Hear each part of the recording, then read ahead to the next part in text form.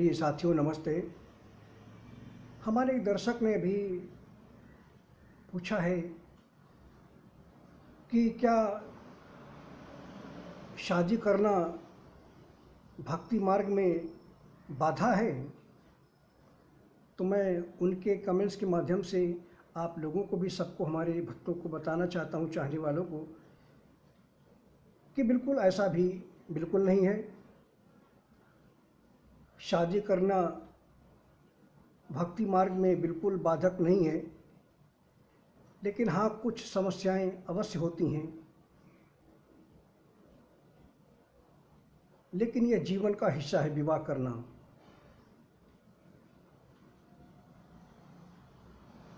जैसे कि शादी हम जब कर लेते हैं तो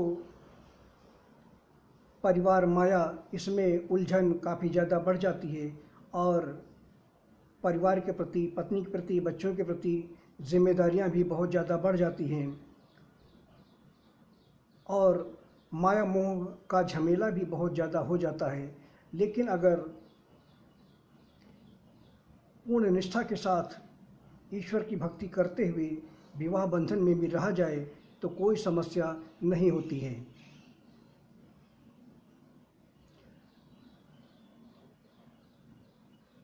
यही कारण है कि बहुत सारे लोग विवाह नहीं करते, सन्यासी बन जाते हैं। लेकिन ज़रा सोचिए कि हमारी जो पत्नी राधा रानी है, हमारा उनसे कृष्णावतार में विवाह नहीं हुआ, लेकिन उसके बावजूद उनका विवाह एक क्षत्रिय परिवार में हुआ और उन्होंने उनके साथ जीवन भी निर्वहन किया। लेकिन इसके बावजूद वो हमेशा कृष्ण की ही रहीं और अपने पति के प्रति जो उनकी जिम्मेदारियां थीं, वो जिम्मेदारियों को निर्वाह करते हुए अनासक्त भाव से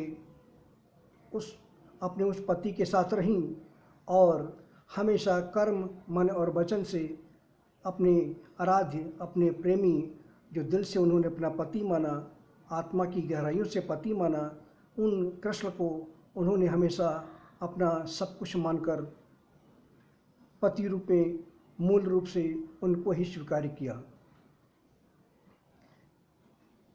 इस तरह से निष्काम कर्मयोग के माध्यम से जब हम जीवन जीते हैं और ये समझकर कि हमारे जो पति के प्रति, जो समाज के प्रति, जो माता पिता के प्रति, बच्चों के प्रति जो जिम्मेदारियां हैं, उन जिम्मेदारियों का हम अपना कर्तव्य कर्म करते हुए अनासक्त भाव से जब हम निर्वहन करते हैं तो फिर ये कर्म हमें बंधन मुक्त कर रहते हैं, बंधन मुक्त से युक्त होते हैं और पाप पुण्य की दलदल में नहीं फंसते। तो इस तरह की चीज़ें होती हैं। अब जैसे कि मैंने ही शादी के बहुत सारे मौके आए, मानसिक रूप से मेरी शादियां भी हुई, लेकिन भौतिक रूप से मैंने विवाह नहीं किया। उसकी वजह यही थी कि इस समय देश हमारा संकट में है, हमारी सभ्यता, हमारी संस्कृति संकट में है और पूरी दुनिया में संकट चल रहा है। इंसानियत, मानवता सब खतरे में चल रही है और मेरी इस देश को सख्त ज़रूरत है, इस ब्रह्मांड को ज़रूरत है।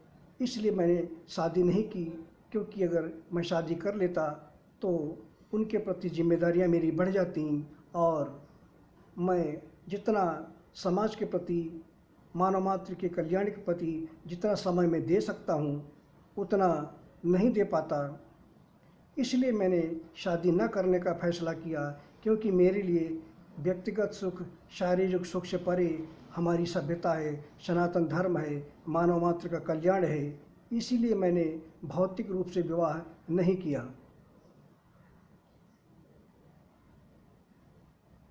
जब एक बार की बात है, 2013 की बात है, कामदेव की पत्नी रति ने एक बार अपने पति से झगड़ा कर लिया, कहा सुनी हो गई, नाराज़ हो गई अपने पति से।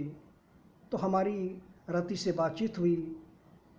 मैंने उनसे पूछा क्या बात है। उन्होंने कहा मैंने अपने पति से झगड़ा कर लिया है, मैं मैं आपको पति मानती हूँ, मैं आपको। तो मैंने उनसे कहा कि आपके पति तो बहुत ही खूबसूरत हैं, सुंदर हैं, उनको कामदेव ही हैं, और आप रति का एक सुंदरता की देवी तो आप हैं ही। तो उन्होंने कहा कि मैं अपने पतियों के पति को मानूंगी या अपने पति को मानूं? आप समस्त पतियों के पति हैं, तो मैं अपने पतियों के जो पति हैं उनको मानूंगी। फिर भी मैंने उनको समझाया। तो इस तरह की बात है।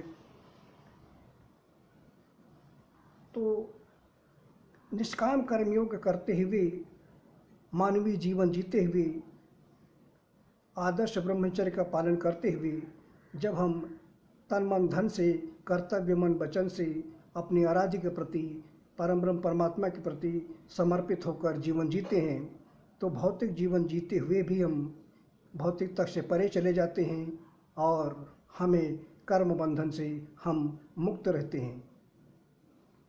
तो इसलिए शादी करना अनिवार्य भी है और नहीं भी है, लेकिन भक्ति मार्ग में विवाह कोई बाधा नहीं है। उसी तरह से एक मीरा का दृष्टांत है। देवी मीरा भगवान कृष्ण की मेरी अनन्य भक्त थीं और एक राज परिवार से थीं। तो उनकी भक्ति और निष्ठा का तो गुणगान पूरी दुनिया ही करती है। उन्होंने किस तरह से अपने घर परिवार से विद्रोह कर दिया, और तो उनको उनके परिवार वालों ने जहर देकर मारने की भी कोशिश की थी। उसके पति ने भी उसे जहर देकर मारने की कोशिश की थी, और उनकी निष्ठा, उनकी भक्ति, उनका प्रेम इतना अगाध था मेरे प्रति, कृष्ण रूप के प्रति, कि उन्होंने जो जहर पिया था वह भी विष भी उनके लिए अमृत के समान हो गया था। तो विवाह शादी शरीर से होता है, आत्मा से किसी का विवाह नहीं होता। तो आत्मा को ईश्वर के प्रति समर्पित कर देना चाहिए और शरीर को उनके कर्तव्य कर्म करने के लिए वहीं रहने देना चाहिए। और जब भी जो भी कर्म करें तो वो अपने आराध्य के प्रति, अपने ईश्वर के प्रति समर्पित रखना चाहिए। धन्यवाद।